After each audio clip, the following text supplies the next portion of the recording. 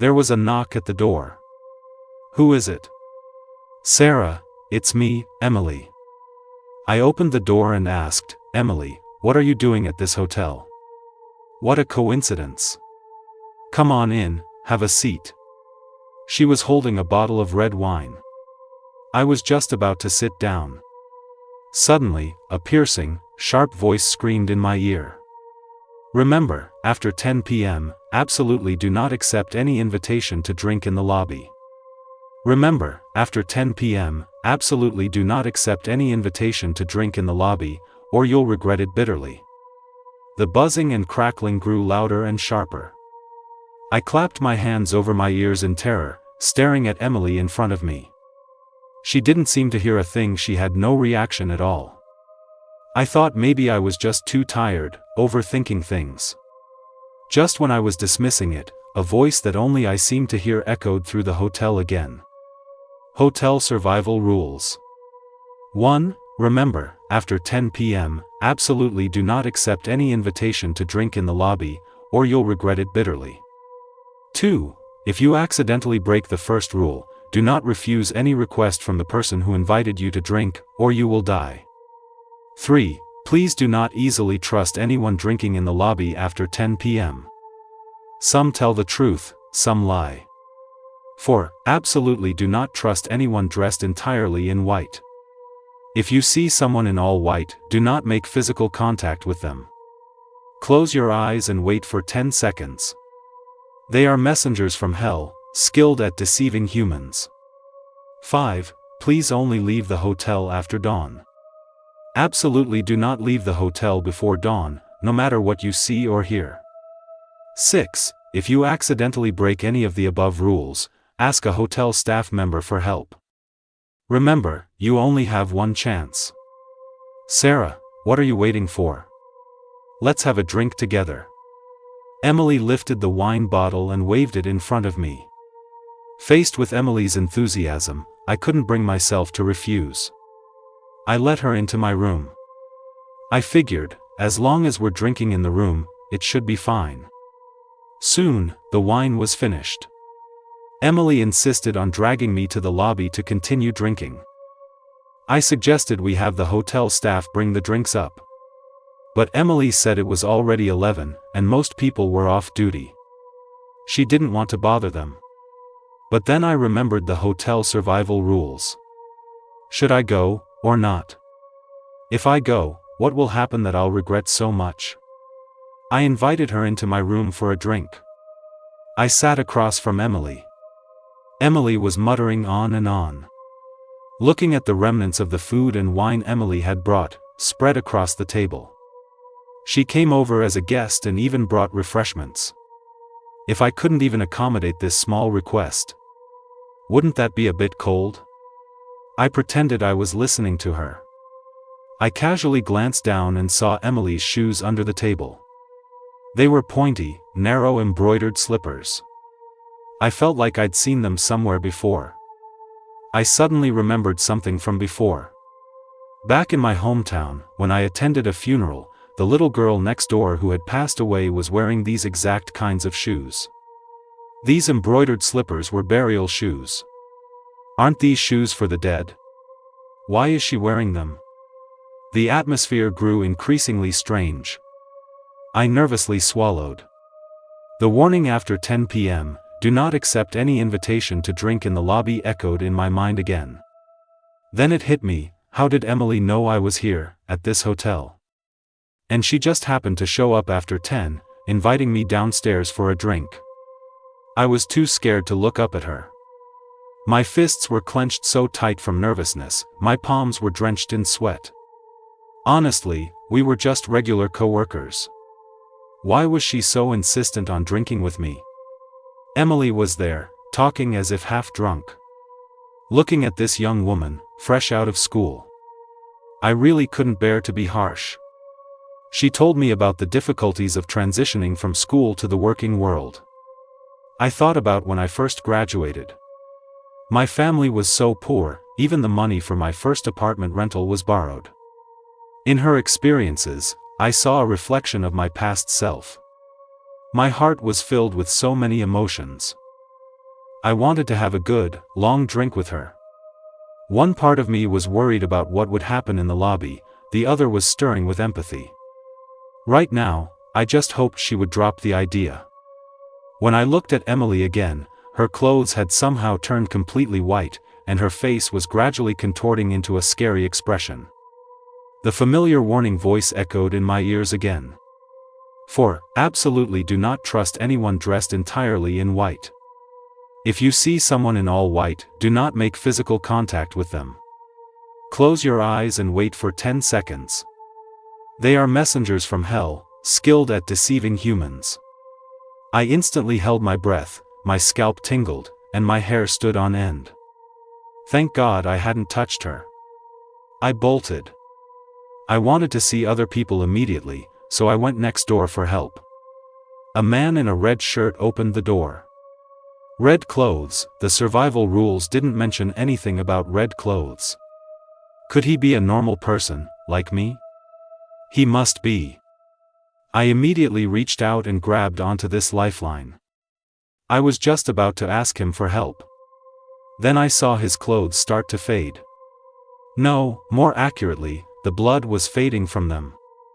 The red of his clothes began to drain downwards. The floor was covered in the red from his clothes. I could smell the stench of blood just standing there. Instantly, his clothes turned completely white. And there I was, gripping his arm. I remembered the fourth rule. This was too weird. Everything was too weird. I shut my eyes and quickly counted to 10 in my head. Once I reached 10, I immediately let go of his hand and ran towards the elevator. I slammed the button for the first floor. I kept staring at the floor numbers changing in the elevator. I have to leave this damn hotel, I must. I will leave. I absolutely will leave. I ran like a madwoman towards the main entrance. The automatic doors sensed me and slid open. Out of the corner of my eye, I saw the concierge looking at me, his eyes filled with pain, sadness, helplessness, and a desperate plea. I ignored him and resolutely ran out of the hotel. I ran onto a main road. Seeing the bright streetlights on the wide road, and that I was far from that hotel, I finally breathed a sigh of relief. Only after I relaxed did I realize, this road is so big, and so brightly lit, how come there isn't a single pedestrian, not even a single car passing by? Before I could figure it out, I felt a sharp pain in my ankle. I looked down, and countless grotesque, disgusting bugs were crawling all over my ankles, slowly gnawing at them. Those bugs were like maggots. Suddenly, the streetlights started exploding one by one, until all of them were gone. It was pitch black all around, I couldn't see a thing. Suddenly, a single light appeared in the distance. Next to the light was that hotel. At that moment, I finally realized something. I frantically tried to shake off those bugs and ran desperately towards the hotel. But the bugs just kept multiplying, as if the entire path ahead was covered in them. As the number of bugs increased, the light next to the hotel grew dimmer and dimmer. My body was already covered in these disgusting bugs, until I was consumed. I regretted so much not following those rules. I really regretted it. Suddenly, I heard Emily's voice again. Sarah, why is being a person so hard? Just because our families are poor, we have to suffer so much more than others. Those rich folks, always so high and mighty, they've never once looked down on us with anything but contempt. And on top of it all, we're women. This world hasn't been fair from the moment we were born. I opened my eyes and looked around. Emily was sitting across from me, looking drowsy. We were still sitting together, drinking, just like before. Was everything that just happened a dream? But the feeling of those bugs crawling on me was so real. I lifted my head to look at the clock on the wall. I muttered softly, "It's 10:30. Half an hour has passed." Just then, Emily suggested again that we go to the lobby for a real drink. Emily suddenly looked up, staring straight at me. Her eyes looked like they wanted to eat me. In that instant, Goosebumps erupted all over my body. The feeling of bugs crawling all over me felt terrifyingly real. Better safe than sorry. Emily urged me to go downstairs. I had no choice but to make an excuse, saying I didn't want to go. I thought if I just endured it, it would pass. I looked at Emily, who was still drinking. Emily looked up and stared hard at me. Even though I was so scared I could barely breathe, I glared back, refusing to show weakness. Emily kept insisting on going down to the lobby for a drink. It was like she was trying to force me to go with her with just her eyes. My return gaze was filled with two firm words: not going. She persisted for a while, until she probably felt it was hopeless. Only then did she retract that intense stare. She had drunk almost all the wine she brought. Fine, I'll find someone else to drink with me. She stood up and walked out of my room. Then she stood at the door of the room next to mine. She raised her hand and knocked. A man came out. This man looked exactly like the man from the dream next door. "Mike, come have a drink with me downstairs." The man didn't refuse her. They actually knew each other. The man went with her to the lobby on the first floor. I followed them. Just then, Emily, who was leaning on the man's shoulder, slowly turned her head. An eerie smile spread across her face. She was wearing those pointy red embroidered slippers, and she seemed to float more than walk towards the elevator. When they got to the lobby, they sat down. They had the concierge on duty bring over a few bottles of wine. The two of them drank and chatted, laughing. I watched them for a long time. Everything was normal.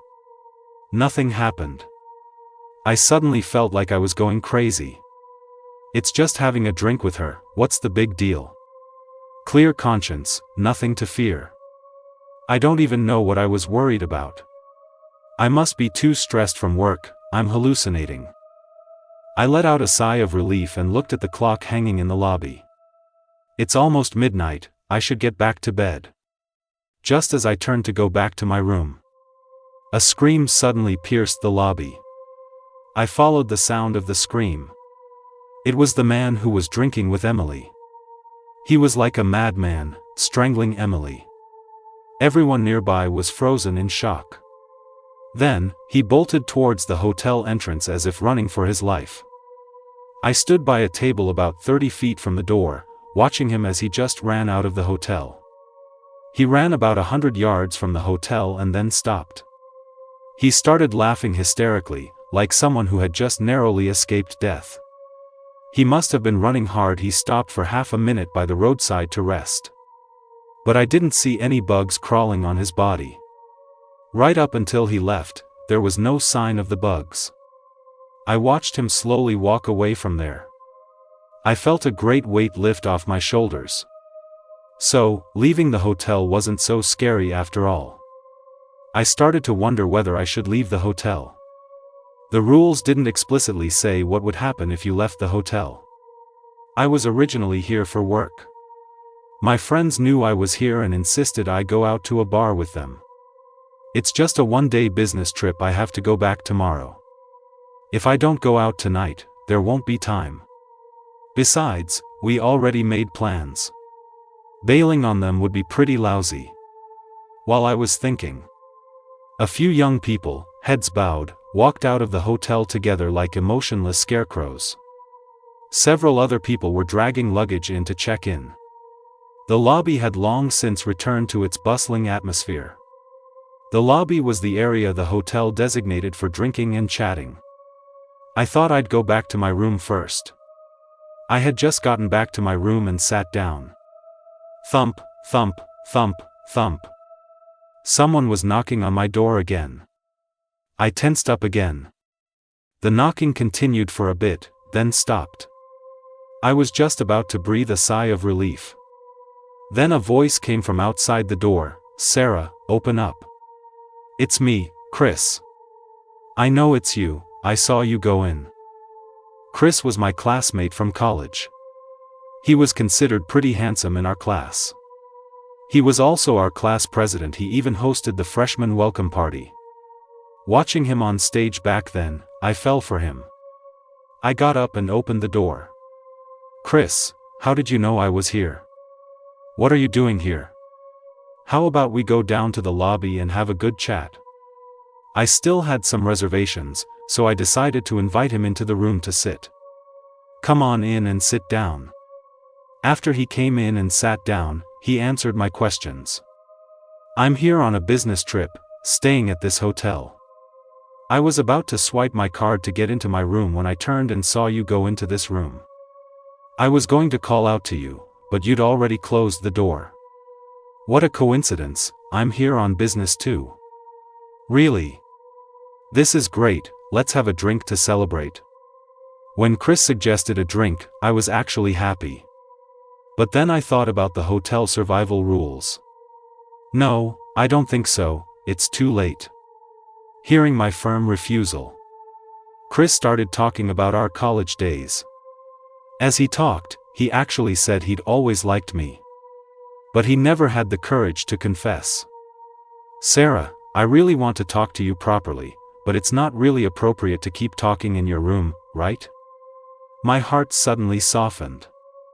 Looking at this person I liked, who also liked me, I really couldn't refuse.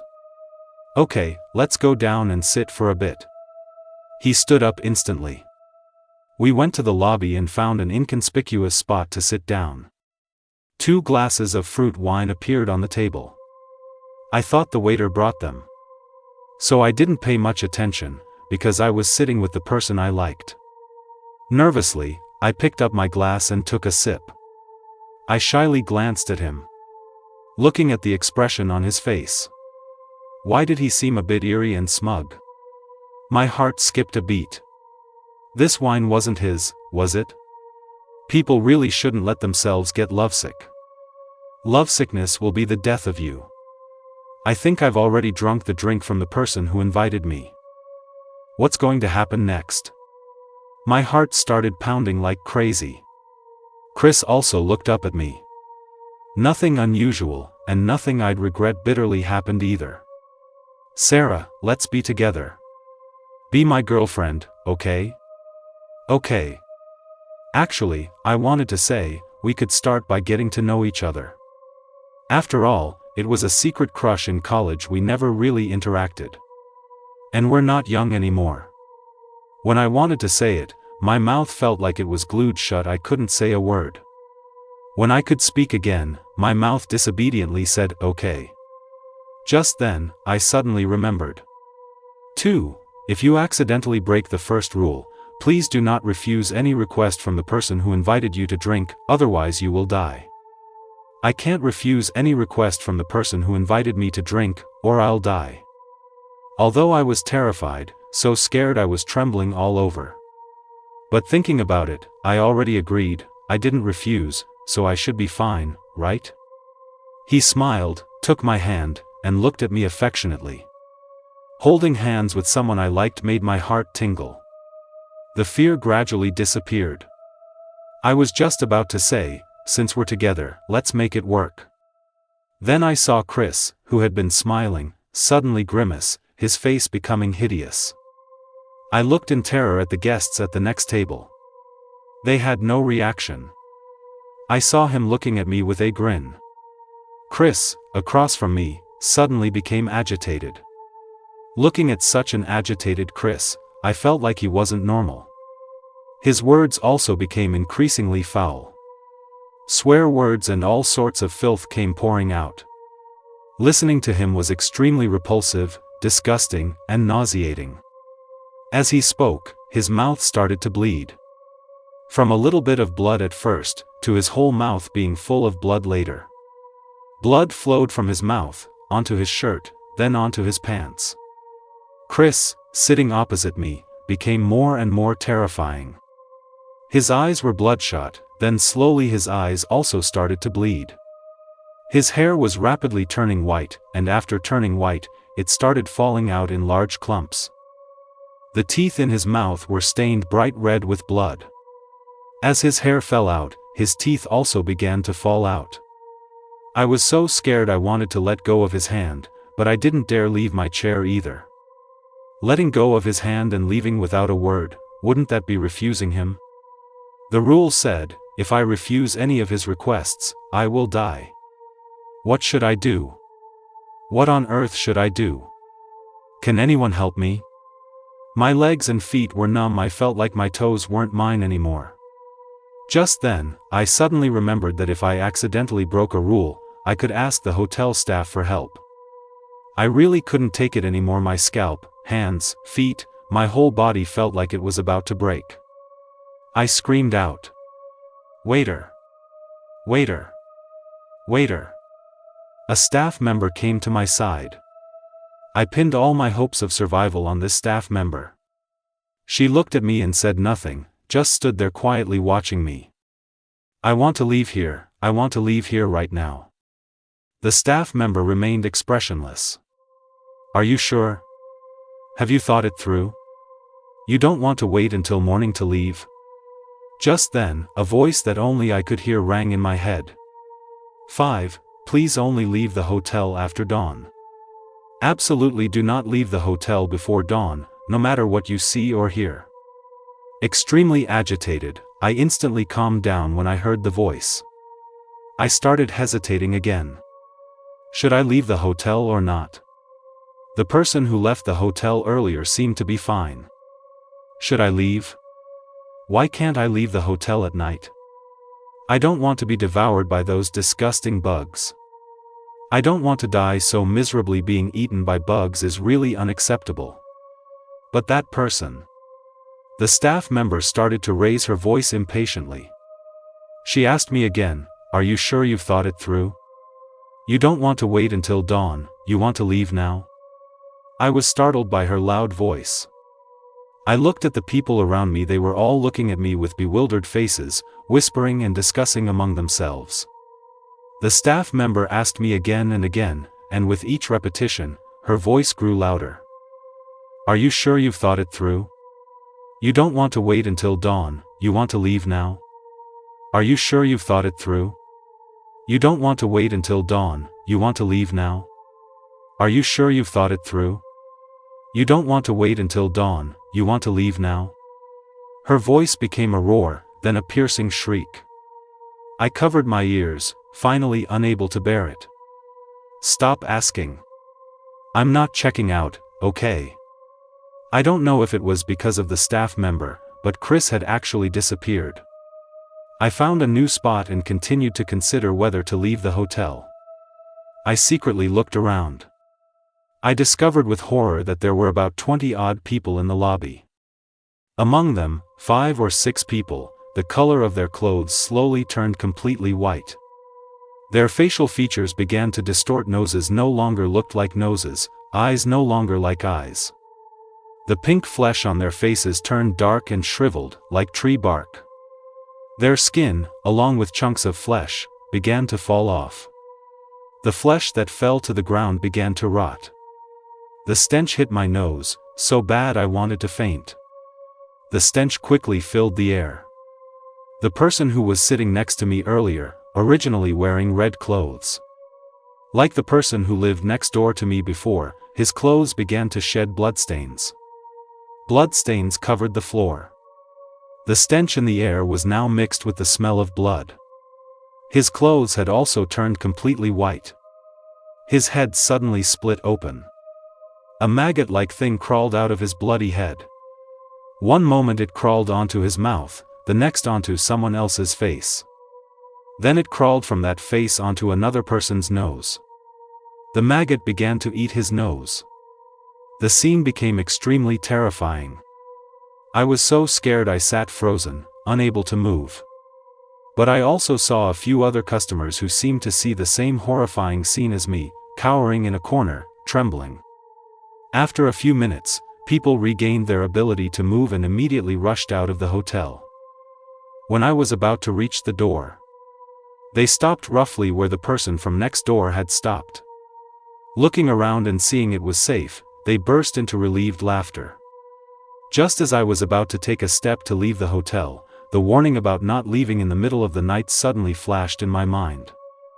The step I was about to take, I pulled back. I didn't dare look at the current situation in the lobby. I took out my phone, wanting to text my friends that I wasn't going out tonight, not to wait for me, and that I'd treat them next time. The message I'd typed wouldn't send. I looked and saw there was no signal. I wondered if there was Wi-Fi.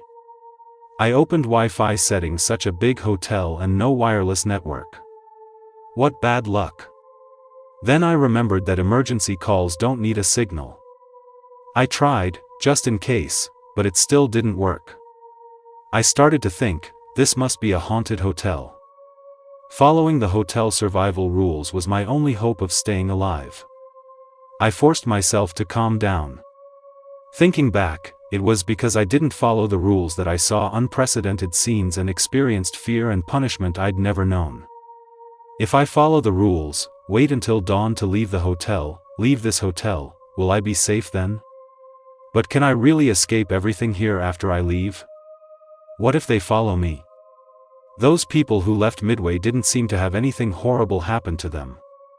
Are some of the rules lies? Maybe I can leave here right now. Right now, there are no people with falling skin, no split open heads, and certainly no maggot-like monsters. The blood on the floor is gone too. The man whose head split open earlier, his clothes are still red. Everything has returned to normal. I took a deep breath and exhaled. I held out my hand to look at my watch. It's already midnight. In another 4 or 5 hours, it will be dawn. Luckily, it's summer now, so the sun rises early. Hold on, I must hold on. It's no big deal. As long as I can hold on, persistence is victory. I slowly walked towards the check-in counter. During this time, people were still coming in to check in, and others were leaving with their luggage. Just then, a woman in a white dress walked in. No, not just her clothes were white, her hair, eyes, and even her skin were an unnaturally pale white. She was exquisitely dressed in a pure white cheongsam, carrying an old-fashioned white leather suitcase. The white high heels she wore were spotless. She walked with light, quick steps, unhurriedly, towards the check-in area. For, absolutely do not trust anyone dressed entirely in white. If you see someone in all white, do not make physical contact with them. Close your eyes and wait for 10 seconds. They are messengers from hell, skilled at deceiving humans. When I saw her back, where there should have been nothing, there was a pair of black wings. Black wings? Is she a dark angel, a demon? With every step she took, fresh blood oozed from the heels of her shoes, staining the floor red where she walked. She walked along, shaking hands and greeting people. No one was spared. Everyone who had physical contact with her looked as if their souls had been snatched, their eyes vacant. She stopped in the middle of the lobby, not far from me. Then she opened her mouth and slowly said, "The world outside is full of bright lights and excitement. Everything is wonderful. Would you all like to come out with me to take a look, to have some fun?" Okay, those people answered in unison, with no thought of their own. As soon as she finished speaking, they formed a neat line and walked towards the main door. They swayed as they walked out the door, oblivious to the path ahead, just walking aimlessly on. My eyes followed them. Sometime later, this woman had walked over to my side. She extended her hand, wanting to shake mine. I quickly put my hands behind my back and lowered my head, not daring to look at her. I suddenly felt something on my back. It was slowly crawling up to my shoulder, through my clothes. Even through my clothes, I could clearly feel it was a hand. I secretly opened my eyes and lifted my head just a little. I could just see where her hand was. Her left wrist was no longer visible, only her arm. She had stretched her arm around behind me. I didn't need to think to know her hand was on my shoulder. I still didn't dare to move, didn't dare to look up at her. I could only silently pray in my heart for the woman to get away from me quickly. As long as she stayed away from me, I just had to hold on until dawn. Once dawn breaks and I leave this hotel, everything will be alright. Thump. Something heavy hit the floor, followed by a woman's wail, and chaotic, noisy sounds. I instinctively opened my eyes. I saw a woman lying on the floor. This woman was the one who had been wearing white earlier. I watched the woman on the floor, painfully clutching her heart. It looked like some kind of medical episode. Her hair had also turned black. The remaining people in the lobby gathered around. One by one, they asked her what was wrong. The woman clutched her body in pain. She reached out her hand to me, wailing, "Please, help me, my heart hurts so much." I was terrified. I wanted to get away from her, but I had only taken 2 steps back. I then realized the crowd had formed a circle around me and this woman. I could only stay where I was. That woman crawled towards me. "Please, please." The people nearby thought we knew each other because she was only asking me for help. Seeing me unmoved, the people around me started to criticize and curse me. "How can you not even care for your own friend? You're so heartless." "Exactly, look, she's reaching out to you. You should at least help her up. Young people these days." I finally couldn't take it anymore. I shouted, "I don't even know her. If you're all so compassionate, why don't you help her yourselves?" I desperately tried to break free from the crowd. In the midst of the chaos, a man emerged, stood beside the woman, and extended his hand to her. "Here, I'll help you." The woman grabbed his hand and slowly stood up. She looked so weak she could barely stand. Seeing this, the man directly picked her up in his arms. "Everyone, move aside, I'm taking her to the hospital." Only I saw the face buried in the man's chest reveal a sinister smile. Watching the 2 of them gradually move away, I breathed a small sigh of relief. But before they even reached the main door, a hand appeared on the man's back. It was the woman. She had thrust her hand through his body. Slowly, she pulled out his heart. The man looked at his own heart in her hand and immediately threw her off him.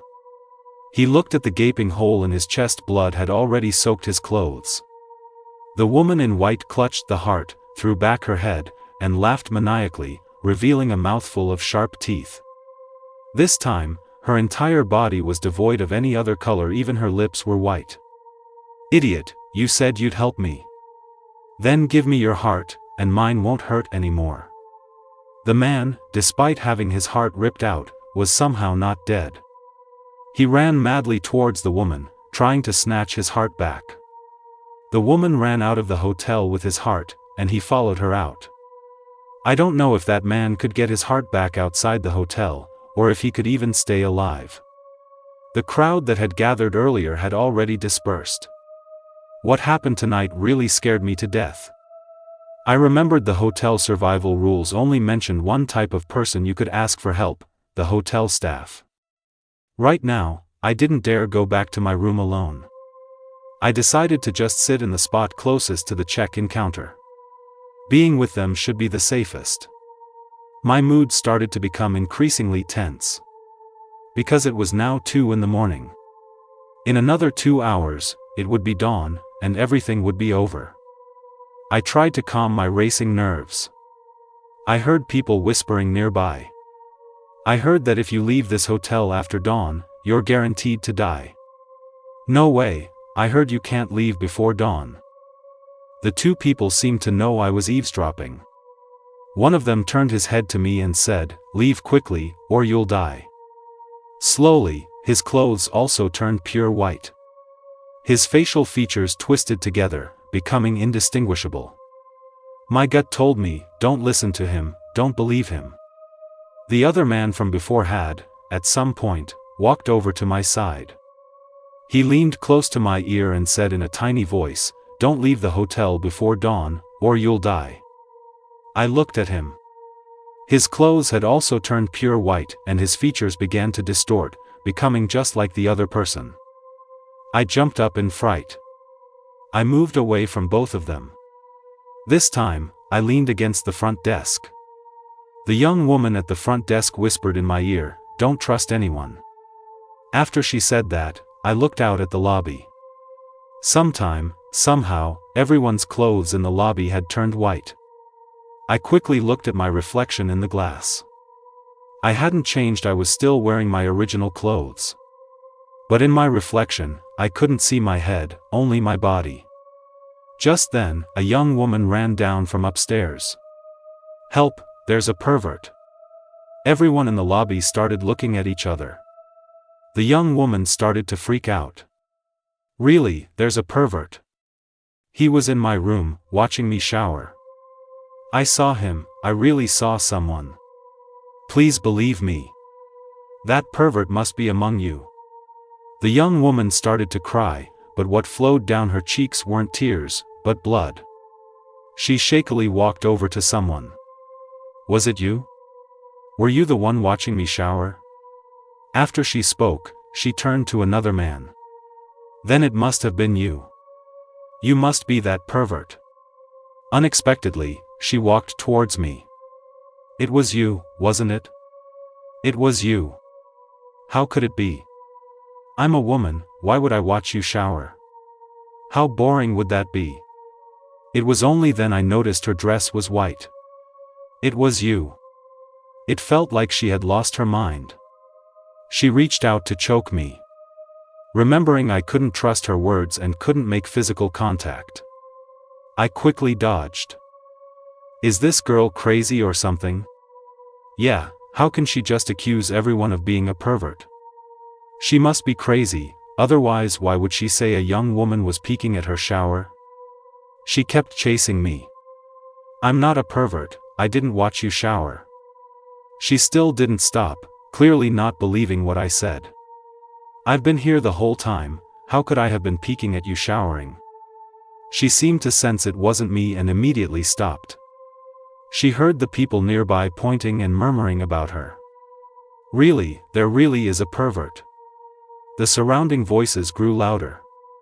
"It was you." She glared at me fiercely. She rushed over and grabbed my throat. Slowly, I couldn't breathe. As I was gradually losing consciousness, about to pass out, my clothes seemed to turn red. She kept muttering, "You're the pervert. You're the one who peeked at me showering." People nearby came and pulled her away. Just as I was about to lose consciousness, she was pulled off. Everyone held her down, stopping her from moving. They all said she was mentally ill, that there was something wrong with her head. That girl started crying again. "She's a pervert." Because everyone had touched her, they were confused by her and immediately believed what she said again. They started spouting all sorts of nonsense. A young girl, so misbehaved, turns out to be a pervert. Seriously, I don't know how people like this are raised. If I were her dad, I'd have strangled her long ago. Because I had almost lost consciousness earlier, my eyes had been closed for more than 10 seconds. So, what that girl said had no effect on me. They were still going on. Got a mom but no upbringing, what trash. Who knows if she was peeking at the girl showering or secretly filming. Exactly, these days, so many people secretly film, she's probably one of them. Maybe she's even in that line of work. They all started to surround me, closing in step by step. No, I'm not. I looked at them, not a single one was clear-headed. Their entire bodies, from head to toe, had turned into cameras. Like those tiny pinhole cameras. Die. Strangle her. Strangle this bitch. Watching them press closer, I cried and ran towards the hotel's main door. My mind was consumed with leaving. I had to get out of here. Filled with grievance and terror, I left the hotel. At this moment, I had completely forgotten the warnings. I stood on the road. It was pitch black all around. Not a speck of light. I could only feel countless bugs crawling onto my body, eating away at me, bit by bit. I collapsed. I knew my legs had been completely devoured. Finally, my mind didn't have to dwell on those warnings. Because I knew, I was going to die. Now, I finally had proof, and this proof was my own first-hand experience. Leaving the hotel before dawn really will kill you. In a daze, I seemed to be in a hospital room. The line on the heart monitor had gone flat, beeping steadily. Hearing the sound, doctors and nurses rushed in. After a series of checks, the doctor said, "Doctor, time of death?" Nurse, 10 p.m. My father was crying out. "Why were you so foolish? Why did you commit suicide? The police will definitely punish the bad guys." My mother, beside me, held my hand. "How could you bear to leave me and your father all alone?" Nurse, it looks like this girl went to a bar with her colleague, Emily. The guy she liked drugged her drink, took her to a hotel, did something horrible, and even filmed it. Those animals spread the photos and videos online. Everyone around her found out. Some people shamed her for not being careful, for going out late at night. Some said, "Where can't a girl go at night? Why did she have to go to a bar? She must not be a decent girl." And some trash even said, those videos might have been filmed with her consent. Another woman said, "What kind of people are they? Don't they know their words can kill someone?" I heard this girl had already reported it to the police. But then it spread more and more wildly online. She couldn't stand the online abuse and accusations, and to stop her parents from being shamed along with her, she jumped from the hotel rooftop. She might have woken up after treatment. But somehow, she still passed away. Their voices grew fainter and fainter, until I couldn't hear them at all. Suddenly, the face of the girl who called me a pervert appeared before my eyes. That face was my own. I opened my eyes again. I was back in this hotel. But now, I was one of the check-in staff here. I pressed the green button. The announcement echoed through the hotel once more. Hotel survival rules. 1. Remember, after 10 p.m., absolutely do not accept any invitation to drink in the lobby, or you'll regret it bitterly. 2. If you accidentally break the first rule, please do not refuse any request from the person who invited you to drink, or you will die. 3. Please do not easily trust anyone drinking in the lobby after 10 p.m. Some tell the truth, some lie. 4. Absolutely do not trust anyone dressed entirely in white. If you see someone in all white, do not make physical contact with them. Close your eyes and wait for 10 seconds. They are messengers from hell, skilled at deceiving humans. 5. Please only leave the hotel after dawn. Absolutely do not leave the hotel before dawn, no matter what you see or hear. You must obey the hotel survival rules. This is your only lifeline.